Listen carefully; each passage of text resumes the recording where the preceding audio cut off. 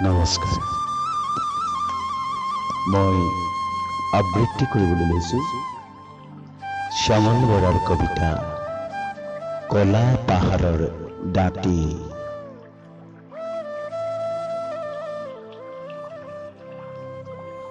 তেজে এৰাল চিগা এখনি নৈ,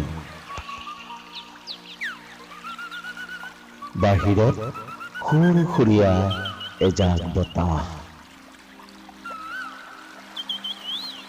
বিহুৱতী চৰাইজনী বনদলি ফুৰে কথা কলে, ক্ৰমশ বুকুৰ তেজী ঘোঁৰা নীলা চৰাইজনী উৰি যায়, বুকুত কলপতীয়া এজাক বৰষুণ।